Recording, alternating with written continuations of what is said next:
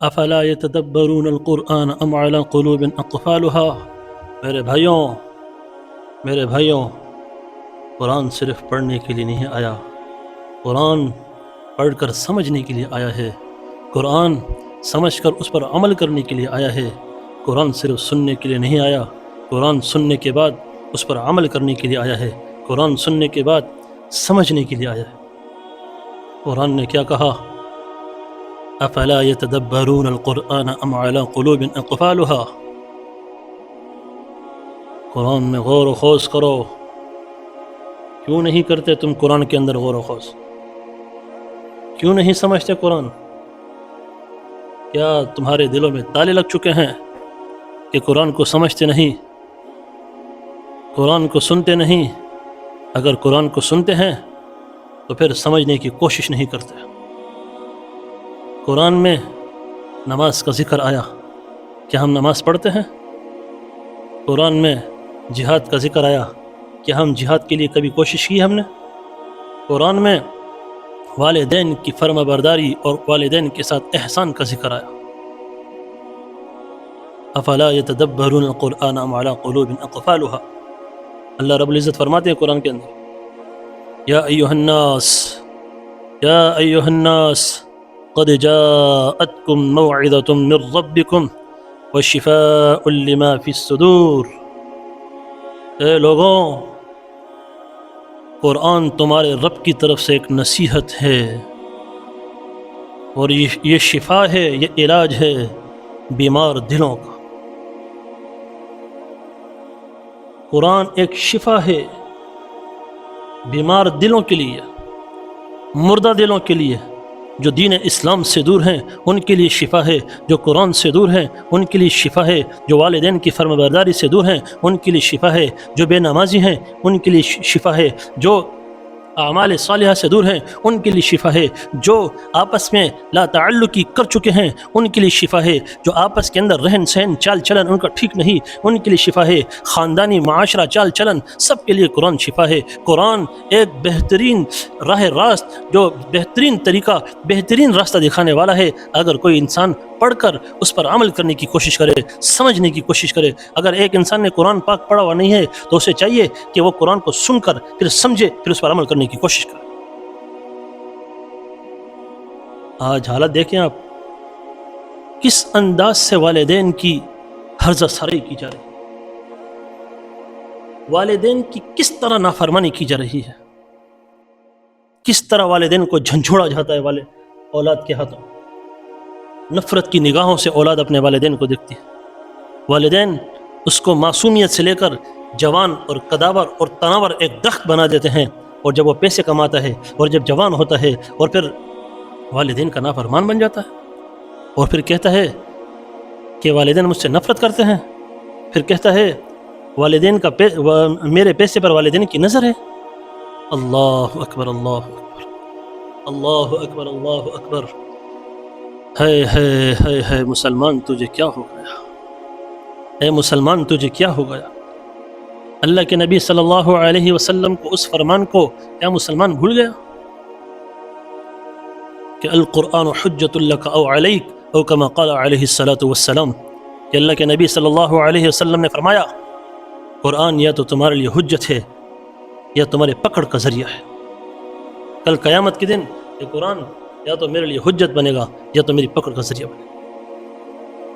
حجت اس لیے بنے گا اگر میں نے قرآن کو پڑھا، سمجھا، عمل کیا، قرآن کو سنا، سمجھا، عمل کیا، تو یہ قرآن میرے لیے کل قیامت میں حجت ہے۔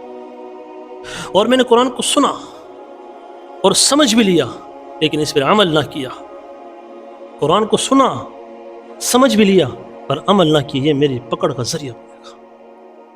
اللہ کے نبی تو کہتے تھے کہ کاش میں محمد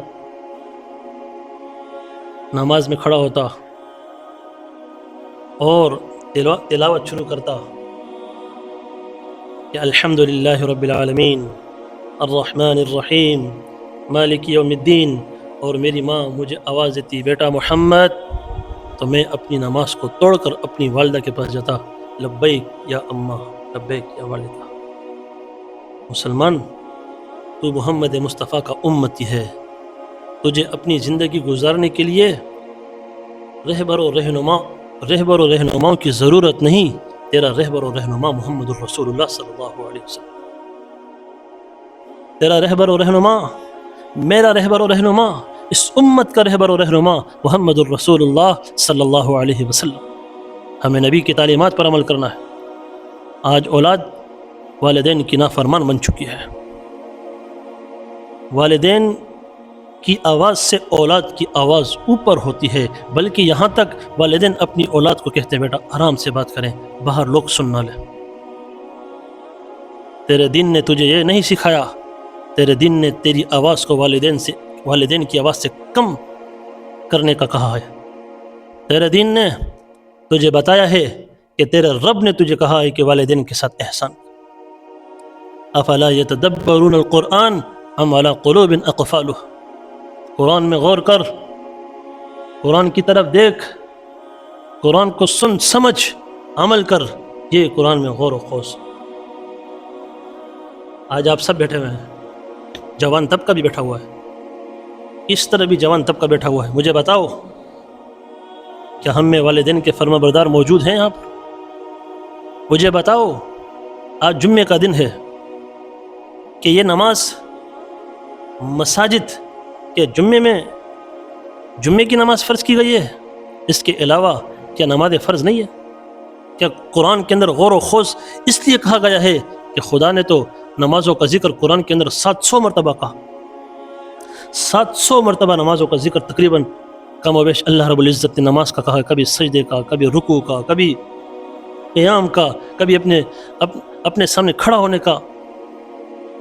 آپ اپنی اولاد کو ایک مرتبہ کام کا کہیں، دوسری مرتبہ کہیں، تیسری مرتبہ کہیں، چوتھی مرتبہ آپ کام کا نہیں کہتے، چوتھی مرتبہ آپ تھپڑ رسید کرتے ہیں اپنی اولاد کے چہرے پر۔ تو کل قیامت کے دن یہ قرآن پکڑ کا ذریعہ نہیں بنے گا، ایک مرتبہ نہیں، 2 مرتبہ نہیں، 3 مرتبہ نہیں، 4 مرتبہ نہیں، 700 مرتبہ الگ الگ انداز سے، الگ الگ الفاظوں سے، الگ الگ طریقہ کار سے اللہ تعالیٰ نے کہا نماز پڑھو۔ تو آج میں کیوں نماز نہیں پڑھتا؟ کیا وجہ ہے کہ میرا دل مسجد کی طرف نہیں آتا؟ میرے محترم دوستو، اللہ کے نبی صلی اللہ علیہ وسلم نے فرمایا من یرد اللہ بہ خیرا یفقہہ فی الدین، او کما قال علیہ الصلاۃ والسلام، جن لوگوں سے اللہ بھلائی کا ارادہ چاہتے ہیں ان لوگوں کو دین کی سمجھ عطا کرتے ہیں۔ دین کی سمجھ کیا ہے؟